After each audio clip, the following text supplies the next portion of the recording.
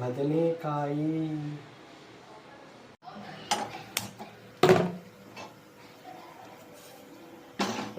ಬಾಣಲಿಗೆ 1 spoon ಮೆಂತ್ಯ ಹಾಕಿದ್ದೀನಿ, 1 spoon ಉದ್ದಿನಬೇಳೆ ಹಾಕಿದ್ದೀನಿ, 2 ಸ್ಪೂನ್ ಕಡಲೆಬೇಳೆ,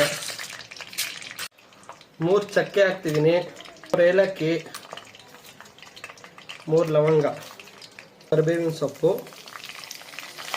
ಒಂದು 12 ಬ್ಯಾಡಿಗೆ, ಒಂದು 10 ಗುಂಟೂರು. ಚೆನ್ನಾಗಿ ಎಣ್ಣೆಯಲ್ಲಿ ಫ್ರೈ ಮಾಡ್ಕೋಬೇಕು.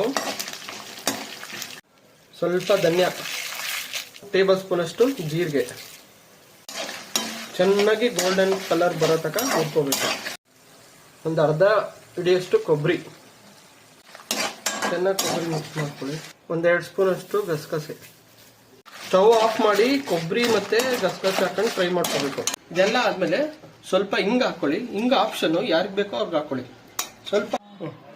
ಸ್ವಲ್ಪ ಅರ್ಶಿನ ಹಾಕೊಳ್ಳಿ. ಎಣ್ಣೆ ಹಾಕಿದ್ದೀನಿ, ಸಾಸಿವೆ, ಒಂದು ಸ್ವಲ್ಪ ಜೀರಿಗೆ ಹಾಕ್ತಿದ್ದೀನಿ, ಕರಿಬೇವು ಹಾಕ್ತಿದ್ದೀನಿ, ಗುಂಟೂರು ಬ್ಯಾಡಗಿ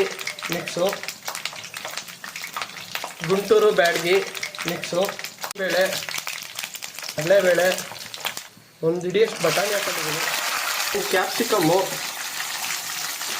ಹಚ್ಕೊಂಡಿರೋ 1 ಕ್ಯಾಪ್ಸಿಕಮ್ಮು, ಈರುಳ್ಳಿ ಮಾಡ್ಕೊಳ್ಳಿ. ಇದನ್ನು ಗೋಡಂಬಿ ಆ್ಯಡಾನು, ಮೇನ್ ಐಟಮು ತೊಳೆದಿರೋ ಬದನೆಕಾಯಿ ಹಾಕ್ಕೊತಾ ಇದ್ದೀನಿ.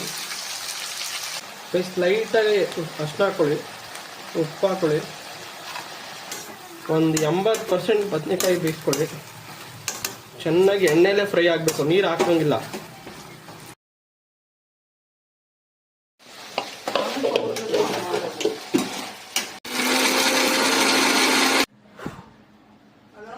ಒಂದು ಸ್ವಲ್ಪ ಬೆಲ್ಲ ಹಾಕೊಳ್ಳಿ, ಸ್ವಲ್ಪ ಹುಣಸೆ ರಸ.